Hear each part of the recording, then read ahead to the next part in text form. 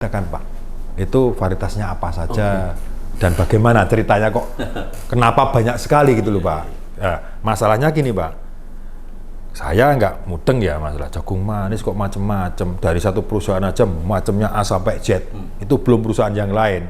Kenapa sih nggak satu varietas saja lah? Ini mohon pemahaman pencerahan Pak, Pak Sofirin mohon pencerahan. Itu ada tiga peranan ya, fungsi dari jagung, yang dibilang 3F. 3 fungsi. Pertama, jagung itu bisa dipakai sebagai bahan baku BBM, bahan bakar. BBM. Pak Kumis, yoi, bisa dimulai? Oke.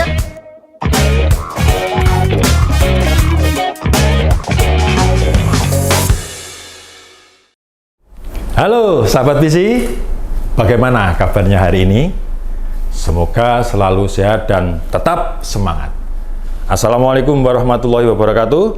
Jumpa lagi dengan saya Pak Kumis, tentunya dalam acara kesayangan kita P3K, Podcast Pojok Pak Kumis. Sahabat visi, siapa yang belum tahu jagung manis? Iya, betul sekali.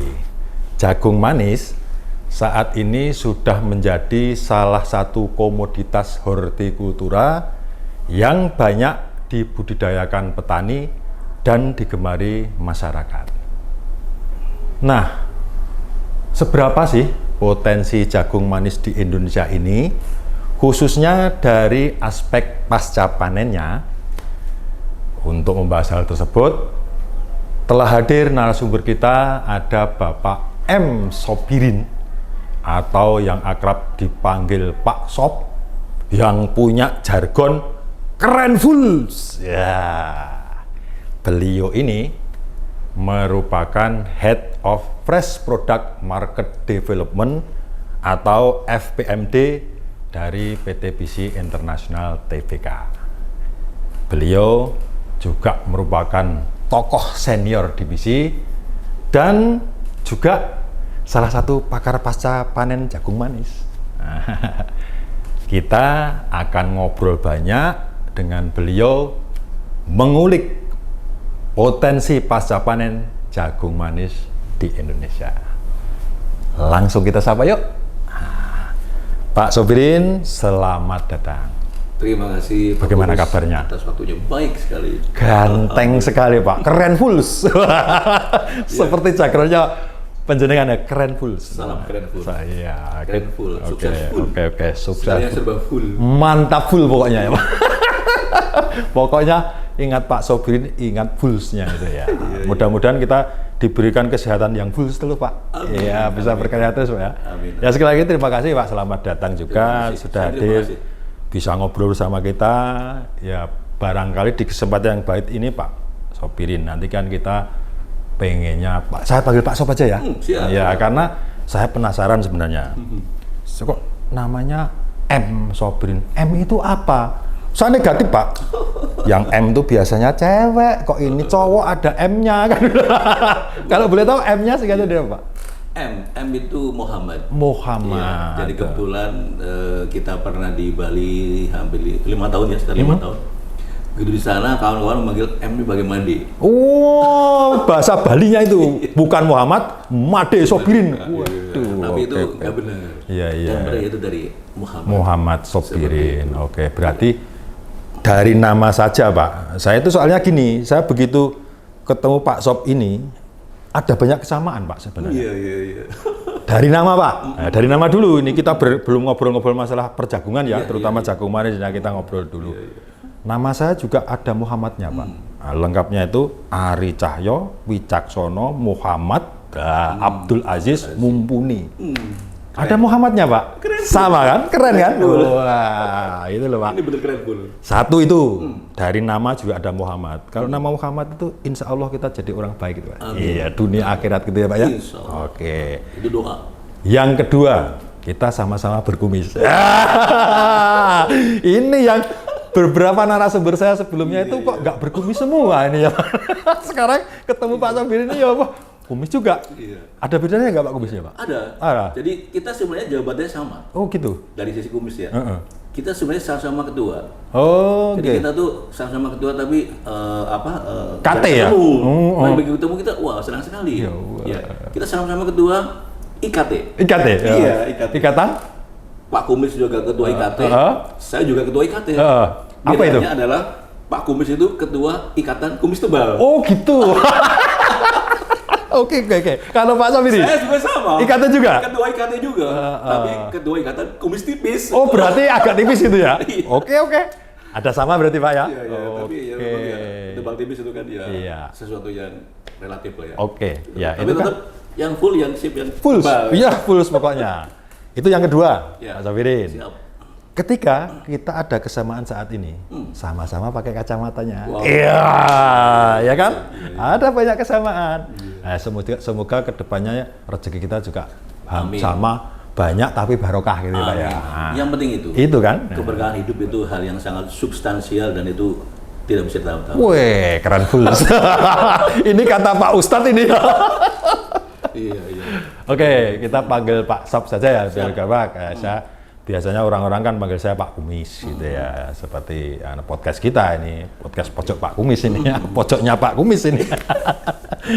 Nah, sebelum menginjak itu Pak Sabirin, kebetulan kan Bapak ini kan di perusahaan PT BC ini kan juga merupakan headnya dari FPMD kan Pak, Iya.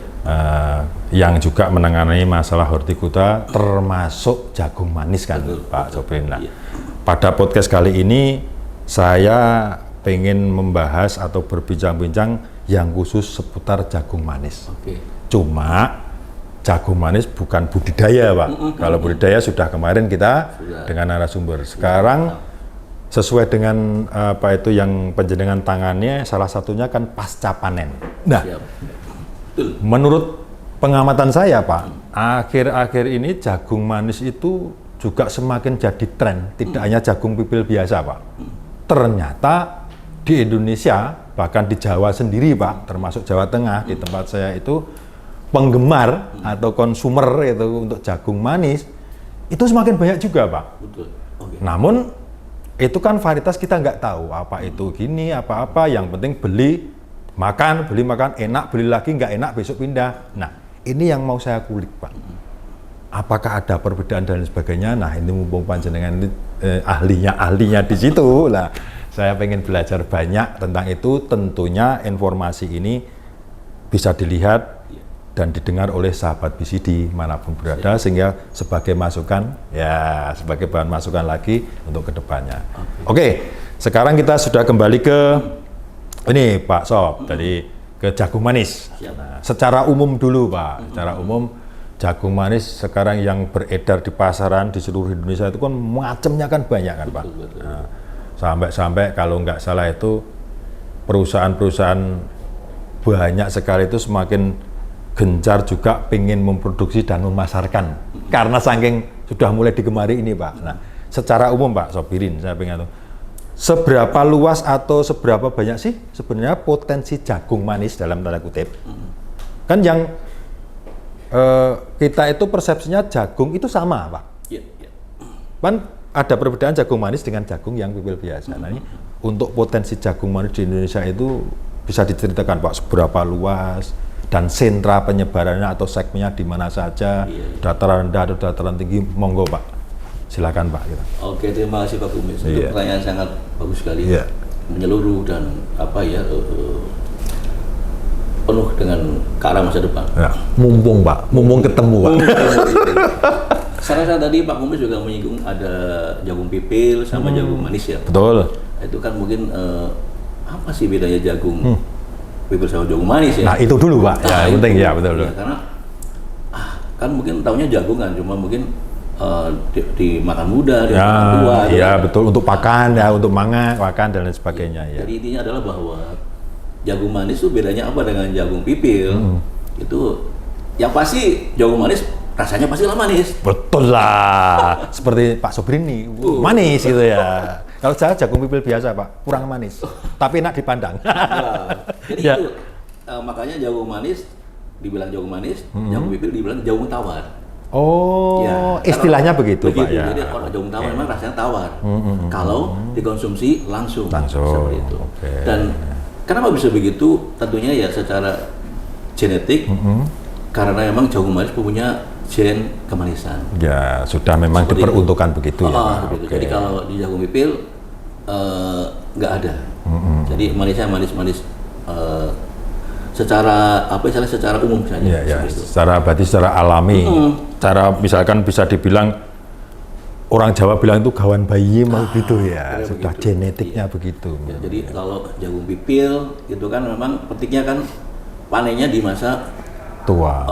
apa sudah masak Iya, betul, fisiologis betul, betul. di umur sekitar 3 bulan, Ya, 1 hari. ya, Tapi kalau jagung manis itu dipetik di kala umurnya masak susu. Loh, Jadi kenapa, Pak? Alasannya kenapa, Pak? karena memang beda? jadi jagung manis itu kan sebenarnya kategorinya kategori sayur ya. Sayuran. Masuknya ke sayuran, ke hortikultura ya, Pak ya. Oke, Begitu. oke, oke. Tapi kalau jagung pipil itu kan memang sudah bukan kategori sayur, tapi sudah masuk kategori pangan. Oh, tahanan pangan. Oke. Jadi Ya, ya. sebenarnya kalau bicara jagung secara umum itu ada tiga peranan ya fungsi dari jagung yang dibilang 3 F, 3 fungsi. Pertama, jagung itu bisa dipakai sebagai bahan baku BBM, bahan bakar. BBM juga bisa? Bisa. Fuel. F yang pertama fuel. Fuel, sebagai fuel ya, fuel dari bahan bakar ya, Pak ya. Oke. Yang kedua itu sebagai Feed, makanan, pakan ternak. makan ternak. Nah, Oke. ini yang memang sudah sangat umum dan ya dari dulu ke situ. Jadi ini yang apa untuk industri pakan ternak. Pakan ternak, Jadi oke. skalanya lebih besar. Ya. Jadi, Oke. jadi yang F yang terakhir adalah food. Food. Food. Oh, Jadi oke. food itulah jagung Yang konsumsi sebagai makanan untuk kita. untuk manusia lah, Pak Manusia, ya. Oke, ya. Ini yang membedakan kenapa tadi dipetik di masa masak fisiologis sama yang jagung manis dikala masak susu. Tentunya kan memang masih segar, masak susu masih segar. Sebentar, saya potong. Nah, menarik ini, Pak. Ini pertanyaannya saya negatif lagi.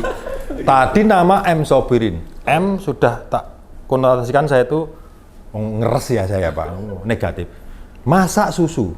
Itu artinya kalau orang ada susunya dimasak kan? Susunya siapa ini kan? Artinya gimana, Pak, masak susu itu kalau dengan bahasa awam petani? Atau masak sebelum tua benar-benar tapi sudah mengisi atau bagaimana penjelasannya, Pak? Iya, terima kasih Pak Kumis. Luar biasa kritisnya. Iya. Ini sekalian mumpung, Pak, karena saya kan awam, Pak, nggak tahu kan. Ini minta apa masukan atau informasi, Pak. Baik, baik. Saya rasa bahwa di dalam proses pemasakan buah ya, apapun itu kan memang masih mau ada tahapan proses. Kalau kita jagung, itu kan manakala belum masak betul itu kan masih muda kan kalau kita petik bijinya kita pencet itu pasti ada keluar kayak cairan-cairan. Oh, ada berair ya, Pak ya? Iya. Nah, cairan itu kan tidak bening. Iya. Tapi agak berwarna keputihan apa. Jadi kita istilahkan susu. Tapi bukan berarti ya susu. Susu pokoknya ya. Susu lah ya. Iya, air susu lah kan. Iya, air susu lah ya. Jangan susu aja, Pak. Nanti takut saya pemirsa atau sahabat visi negatif thinking lagi. Iya. Air susu lah ya. Ya, jadi manakala udah masak untuk dikonsumsi dalam kondisi segar, ya itu susunya udah masak. Jadi sudah tidak lagi mencair tapi sudah Oke. udah mempasta. Matang gitu ya, Pak. Mempasta dan apa istilahnya ya sudah mempadat lah. Gitu. Oke. Katakanlah begitu. Siap. Tapi kalau yang pipil kering itu kan memang harus kering banget. Betul ya. Bahkan jagung biasa ya, Pak. kadang airnya itu harus ditekan sedemikian rupa. Betul ya. Oh. Gitu. Kalau ini justru kalau terlalu kering ya nanti jadi nggak enak. Jadi berarti sudah lepas dari kodratnya ya, Pak ya, untuk jagung konsumsi tadi ya, Pak ya, untuk food tadi yang dibilang F yang ketiga food tadi ya kan. Iya. Kalau yang pertama boleh dikatakan untuk feed, untuk fuel, untuk bahan bakar campuran dan lain sebagainya, yang jagung biasa lah. Yang ini kan masuk juga sayuran tapi untuk konsumsi ya. Iya. Kemungkinan bisa nih, Pak, bisa jadi alternatif untuk bahan makan manusia selain beras atau padi, Pak, mungkin ya, Pak. Sangat bisa sekali. Iya. Karena apa? Karena jagung manis ini kalau diolah sangat praktis. Iya, seperti itu. Oke. Jadi tadi kan Pak Kumis tanya potensi. Betul. Nah, sekarang kembali ke pertanyaan awal, Pak. Ini tadi kan sudah dijelaskan antara bedanya jagung manis dengan jagung pipil biasa. Iya, Ya. iya. Walaupun sama-sama jagungnya, tapi kan peruntukannya memang sudah lain-lain, Pak. Oke, ini paham, Pak. Ya, itu sangat-sangat membantu kami, Pak. Jadi bisa membedakan mana yang biasa, mana yang tidak. Kembali ke awal yang tadi saya pertanyaan, sebenarnya untuk jagung manis sendiri, Pak, di Indonesia itu potensinya seberapa sih? Boleh diceritakan, Pak? Oke. Bicara potensi tentunya boleh dibilang akan tak terkendali dalam kita berkembang terus. Betul. Ya. Karena memang jagung manis kita juga di saat ini sudah banyak berkembang kegunaannya, yang di masa lalu nggak ada. Ya. Jadi kalau efektif saja, pasar efektif yang ada, saya rasa di Indonesia ini per tahunnya tidak kurang dari 1.000 ton Benihnya Untuk penggunaan benih jagung manis yang ditanam selama 1 tahun di Indonesia. Dan itu menyebar di seluruh wilayah Indonesia. Konsentrasi tertinggi tentunya di Pulau Jawa. Karena kan tentunya sesuai dengan kepadatan penduduknya, tentunya kan konsumernya lah istilahnya, Pak. Peminat penggunanya lah istilahnya kan, Pak. Jadi bicara pengguna, ini pun juga tentunya konsentrasi utamanya di kota-kota besar. Oke. Itulah Jakarta yang pertama, Surabaya, dan seterusnya. Tapi di daerah pun juga berkembang. Kenapa bisa begitu, Pak? Alasannya apa kalau boleh tahu, Pak? Ya, karena pada masa lalu, di masa-masa konvensional, di mana orang belum mengenal jagung manis, ya pokoknya kalau kita pengen rebus jagung, ya jagung itu kok semuanya pokoknya. Iya, tapi dipetik muda. Oh, jagung biasa atau jagung pipil untuk pakan ternak itu atau untuk campuran bahan bakar itu, tapi dipanennya mudah sehingga bisa untuk direbus atau ya, Pak. Bisa memang, tapi itu tadi bahwa namanya jagung pipil, jagung biasa, jagung konvensional. Betul. Rasanya tawar. Oh, makanya disebut tadi ya, Pak ya. Itulah kenapa ada tradisi udang bakar jagung dioles-olesin mentega. Itu sebenarnya sesuatu yang ya karena itu tadi tawar, tapi ingin merasakan hangatnya jagung bakar, kasihlah oles-oles itu. Oh gitu. Berarti itu sebenarnya salah kaprah ya, Pak ya. Sebenarnya karena salah penggunaan bahannya ya, Pak, ini, Pak ya. Betul. Bukan jagung manis dibikin seakan-akan rasanya ada asin, ada manis sehingga diulang. Oke. Karena kemanisan dari jagung manis kan alami. Jadi sehat. Paham. Kadar karbohidrat dan sebagainya itu sehat. Okay. Jadi untuk orang yang kena diabetes pun juga sebenarnya asal tidak dalam berlebihan, asal dalam kapasitas yang umum, nggak apa-apa. Nggak ada masalah ya, iya. Pak ya. Oke. Yang berbahaya kan kalau manisnya manis sintetis. Manis buatan, tambahan buatan. gitu. Iya, ini kan manis alami. Jadi sebenarnya dengan adanya pengenalan, kalau begitu nggak usah pakai olesan, kita yang dibakar jagung manis saja. Kalau begitu sama juga yang direbus jagung manis aja. Nah, ini orang sudah mulai mengenal jagung manis. Dan saya rasa BC juga sangat berperan aktif di masa-masa pengenalan awal jagung manis di Indonesia. Karena berawal dulu juga kita mengenali juga, waduh, kok mahal benihnya ya. Betul ya, itu kendalanya. Untuk mendapatkan suatu produk yang berkualitas dengan spesifikasi tertentu memang perlu banyak kos lah, biaya untuk. Tapi ngomong-ngomong Pak Sobrin, masalah menyinggung yang tadi disebutkan bahwa kok mahal dan sebagainya, ya ada ibarat kata ya ada harga ada rupa toh, Pak. Betul. Kan gitu kan? Iya. Baju yang kita pakai aja mau yang murah ada, yang mirip ada, tapi kan kualitasnya tentu kan beda. Nah, orang bilang tak kenal maka tak sayang. Betul, iya. Sekarang begitu tahu, jagung manis, wah begitu. Iya. Ya sudah, harga udah gak ada masalah. Gak ada masalah kan? Iya. Lagian maaf saya potong. Lagian gini, Pak, kalau dihubungkan dengan kos ini, mohon maaf. Sama-sama misalkan ini jagung manis, ini jagung biasa. Ini nggak usah pakai tambahan ulat dan mau manis maupun asin maupun gurih atau itu kan butuh biaya juga, Pak. Betul. Kalau sedangkan ini tanpa apa-apa sudah rasanya begitu. Manis, nanti kalau sudah disinkronkan kan hampir sama, Pak, sebenarnya. Malah ribet lagi, nambah-nambah ini lagi kan. Ini kan sudah kupas apa direbus langsung kan gitu, Pak ya. Betul. Jadi kan sudah berpikiran ke lebih maju. Makanya seperti saya bilang di awal, Pak, saya ini salah satu juga penggemar jagung rebus atau jagung bakar, Pak. Jadi saya sering juga ke tempat-tempat wisata, itu biasanya itu kan banyak ya, Pak, yang terutama di daerah-daerah dataran tinggi agak dingin-dingin itu kan. Wah, pedagang-pedagang itu, wah, jejer itu, wah, berjejer gitu. Oke, berarti kalau sentra-sentranya memang sudah menyebar di seluruh Indonesia ada ya, seluruh Pak? wilayah Indonesia ada. Oke. Cuma memang areal penanamannya misalnya kayak katakanlah Jakarta kan kota besar kan. Betul. Kan nggak punya areal. Ya, area penanaman. Area penanaman nggak ada. Karena lahannya ditanami gedung. Iya, gedung perkantoran, Nah, itu. pabrik apa ya. Jadi areal penanamannya dari Jawa Barat, daerah Cirebon, daerah Bandung, Garut, Sukabumi. Oke, mungkin yang masih ada lahannya ya, Pak ya. Mungkin sama lah. oke, Di Jawa Timur ada Surabaya, kan nggak mungkin ada areal penanaman sana ya, ada pengiriman dari di daerah Pare, Kediri, kemudian Malang, betul, Banyuwangi ya. Madiun dan sebagainya. Iya, saya kemarin juga jalan-jalan sampai Banyuwangi, Pak. Ternyata selain jagung biasa itu jagung manis juga berkembang banyak, Pak, di Malang. Terus kalau di Jawa Tengah itu dataran tinggi ada Tawangmangu, Betul. kayak di Purwokerto itu banyak sekali, Pak, sekarang. Saya tanya, ini kok kayak nggak jagung biasa ya? Saya tanya gitu. Berhenti, Pak, ini jagung apa? Jagung manis. Oh, memang khusus menanam jagung manis karena pasarnya ada, mulai digemari, Pak. Seperti yang tadi. Kemudian kalau lokasi penanaman sendiri, Pak, ini yang saya tanyakan dulu ya, secara umum ini jagung manis secara umum itu apakah ditanamnya itu khusus di dataran rendah saja atau bisa ke dataran rendah, menengah dan dataran tinggi atau bagaimana, Pak? Secara umum, Pak? Baik. Seharusnya kita paham bahwa di setiap daerah kan punya topografi sendiri, Mas ya, sendiri-sendiri, punya spesifikasi lahan sendiri-sendiri, dan saya rasa visi tetap konsisten dan komitmen untuk turut membangun bangsa, berkaya untuk membangun bangsa. Maka petani di semua daerah yang notabene berbeda-beda itu kita penuhi keinginan mereka.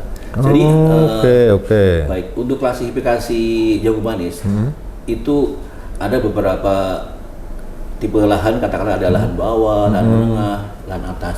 Dengan batasan kalau bawah ya katakanlah 400 ke bawah lah, 400 meter di atas permukaan laut ke bawah. Menengah ya antara 400 sampai 700. Oke. Dan Di atas itu sudah dataran tinggi ya? Tinggi, 700 sampai 1.500 meter di atas permukaan laut. Tapi intinya kan, Pak, mohon maaf, intinya semua bisa ditanam di semua area, tinggal nanti masuknya yang mana gitu ya, Pak ya? Atau bagaimana, Pak? Oh iya, jadi intinya adalah bahwa kita support ke petani kita dimanapun berada, posisinya dengan kita punya banyak varietas. Wah, oke, mantap full soalnya ini, Pak. Visi mantap full. Pasti, ya. Full. Selalu berinovasi nih, Pak ya. Oke. Berinovasi untuk bangsa. Nah, sekarang kita ngomongnya ke varietas, Pak. Siap. Tentunya jagung manis dari dulu sampai sekarang yang tadi kita sudah ngobrolin semakin banyak penggemarnya, semakin konsumernya selalu banyak. Bervariasi. Kemudian wilayah untuk tanamannya itu juga semakin luas kan, Pak. Ini tentunya kan banyak varietas jagung manis yang beredar di pasaran. Betul. Nah, dengar-dengar yang saya kalau nggak salah, PT BC sendiri ini juga punya jagung manis andalan varietas itu yang masih eksis sampai sekarang di pasaran, Pak. Itu kalau boleh diceritakan, Pak, itu varietasnya apa saja dan bagaimana ceritanya kok kenapa banyak sekali gitu loh, Pak. Nah, masalahnya gini, Pak, saya nggak mudeng ya masalah jagung manis kok macem-macem, dari satu perusahaan aja macamnya A sampai Z, itu belum perusahaan yang lain. Kenapa sih nggak satu varietas saja lah? Ini mohon pemahaman pencerahan, Pak. Pak Sofirin mohon pencerahan. Iya. Baik. Makasih Pak Kumis, itu pertanyaan sangat bagus sekali. Saya rasa jadi tadi kami ilustrasikan bahwa memang ada beberapa perbedaan lahan ya, lahan dan Stabera. Stabera kan berusaha untuk membangun dirinya sendiri kan. Betul. Wah, kenapa masih kirim dari arah lain? Kalau kita bisa nanam sendiri, maka kita juga varietas kita mengikuti itu. Nah, jadi untuk kategori lahan bawah kita punya varietas andalan yang tadi Pak Kumis komentar sampai hari ini masih eksis. Ada Golden Boy, kemudian Top Green, dan Prima. Ada 3 varietas ya berarti ya. Untuk lowland ini ya berarti ya. Lowland. Oke. Itu di batas maksimal ketinggian 400 sangat oke. Oke, berarti masuknya ke segmen yang lowland atau yang dataran rendah ya, Pak. Katakanlah begitu. Iya. Ada yang menengah, Pak? Ada. Ada. Apa yang itu? Menengah yang itu juga eksis sampai hari ini dan itu memang varietas lama dan masih digemari. Glory, kemudian kita punya Sweet Boy 40, dan kita ada lagi Jaguar 54. Itu kategorinya menengah sampai ke atas. Oh, cuma kalau Glory cenderungnya di menengah. Nah, cuman kalau untuk yang Sweet Boy sama ini tadi bisa untuk ke arah 1000, 1500, 1200 sangat oke. Berarti yang Glory itu khususan ya Pak, ini itu lebih baik lah, maksudnya bisa ke atas, tapi lebih bagus ya kan kalau ditanam di menengah saja. Tapi kalau yang dua, yang Sweet Boy sama tadi Jaguar itu berarti bisa menengah dan bisa tinggi juga. Atas, betul. Pada prinsipnya semua jagung kita bisa ditanam di manapun, artinya di badak kita manapun. Cuma nanti karena settingan kita itu turunan bawah, jadi tingkat resikonya akan muncul manakala ditanam di atas. Oke, kita harus benar-benar mengikuti segmentasi itu. Ya, jadi petani juga lebih berhasil dalam lebih paham ya Pak ya. Iya bener. Itu maksud saya Pak. Jadi kita kan memberikan edukasi nih Pak kepada pemirsa, kepada sahabat bisi, biar tidak salah pilih, karena sama-sama jagung dari bisi, jagung manis ya Pak. Kalau penempatannya misal tanamnya harusnya rendah, itu tanam di tinggi, ya jangan salahkan kita. Bisa sih, cuma kan nggak maksimal gitu Pak. Betul. Begitu ya mungkin Pak ya, Pak Sopirin ya. Sekalipun kenyataannya juga kadang ada yang nekat. Gitu ya Pak. Dan bagus. Jadi kita juga sering penasaran tuh di daerah misalnya di mana di Garut, Golden Boy ditanam. Bisa? Bagus, bisa. Ya berarti kan padahal itu sudah menengah ke atas loh Pak. Iya, jadi pakai sampai 950 kalau nggak salah. Tidak sesuai dengan kita punya rekomendasi, tapi ininya bagus.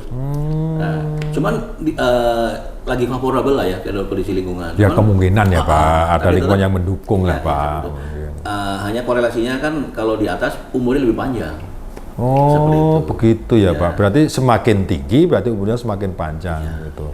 Ya ada resiko juga kan Pak, gitu resiko juga. Nanti kan pas momennya nggak bagus, kondisi cuaca lingkungan juga nggak bagus, musim nggak bagus, ya pastilah ya kemungkinan yang disampaikan tadi pas momennya dia bagus, untungnya dia gitu Pak. Cuman mereka ya juga akhirnya menikmati, sudah, gitu kan. Tapi kita tetap berkewajiban untuk menyampaikan edukasi tadi. Betul jadi Pak. Tidak ada. Ya itulah yang salah satu kehebatan dari bisi Pak. Kalau saya rasa selama ini tuh tidak hanya mikir gimana produknya laku, tapi edukasinya ke petani, ke masyarakat itu benar-benar didampingi. Kita kawal. Sehingga kita itu punya tanggung jawab moral, gitu istilahnya seperti itu Pak Sopir ya.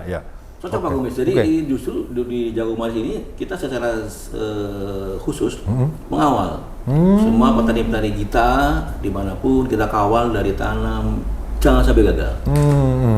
Kedua, nanti hasil panennya kita juga kawal sampai ke end user, ke pemakai terakhir. Sebegitunya ya Pak? Kawal. Dan kita kerahkan. Keren Wuls. Pasti. Keren Wuls. Dua Pak, keren Wuls. Oh, dua. Oke. Jadi apa kita tahu bahwa di dalam perjalanannya biji pasca panen kan dari panen dari lahan petani, kemudian ke pengepul di tingkat lokal, dari tingkat lokal nanti naik lagi ke pengepul tingkat lebih besar lagi, kabupaten dan sebagainya. Dari situ nanti ada pengiriman ke Jakarta di pasar induk. Oke. Pasar induk yang dari Jakarta kan yang paling konafit kan Kramat Jati, Tanah Tinggi, sama beli Cibitung. Iya. Jadi kita kawal sampai sana. Mantap. Jadi semua yang berkecimpung di dunia jagung manis kita backup. Nah, ini Pak. Jadi petani juga happy. Betul. Jadi dari mata rantai itu kan ada segi kenyamanan Pak. Kalau saya rasa ada seperti itu. Kalau misalkan ada apa-apa kita juga diarahkan petugas dan gini kan seakan-akan perusahaan itu ikut berpartisipasi lah ya Pak ya. Betul, iya. Hanya tidak hanya tanam ini loh, tanam ini. Karena setahu saya gini Pak, semua jagung manis seperti jagung biasa Pak atau seperti produk-produk crop yang lain itu asalkan sudah didaftarkan dan disetujui oleh pemerintah kan itu mesti baik semua kan Pak. Tapi baik yang bagaimana? Nah ini selain kita punya produk yang itu yang disebutkan ada 6 tadi, sudah varietasnya bagus, ada pendampingan juga kan hebat Pak. Hebatnya pakai fulls Pak. Hebat full. Oke, saya penasarannya ke varietas-varietas yang Pak Sob sebutkan tadi. Kalau nggak salah, yang masih eksis ini sekarang jagung manis bisi itu kan ada kurang lebih 6-nya. Walaupun ada banyak, tapi yang masih eksis di pasaran bisa bersaing kan ini. Saya pengen tahunya dan kemungkinan ini juga saya pengen memberikan informasi kepada sahabat BC, kepada petani jagung manis. Kelebihan Pak sekarang. Kalau kelebihan tapi dari segi pasca panennya, bukan kelebihan secara budidaya Pak. Oke. Kalau budidaya kemungkinan kelebihan misalkan Golden Boy, batangnya besar, propornya tanaman bagus, kuat layu ini atau kuat roboh. Nah, ini yang saya tanyakan pasca panennya dari masing-masing varietas ini boleh diceritakan satu persatu Pak. Ini yang saya tunggu-tunggu Pak. Karena gini Pak Sob. Iya. Nanti jangan-jangan sama yang tadi sebelum diinformasikan dianggap jagung manis itu seperti jagung biasa. Yang kedua, harusnya ditanam sini, ditanam di sini. Nah, salah kaprah. Nanti nyalain benihnya lagi. Benihnya enggak gini, jelek gini. Padahal dia yang salah sendiri. Ini kan sudah kita berikan informasi nih. Nah, sekarang lebih detail lagi. Misalkan Golden Boy itu apa keunggulannya, terus kemudian apa namanya ini Prima, Top Green, Sweet Boy, satu persatu. Dari mana dulu nih? Dari yang dataran rendah Pak.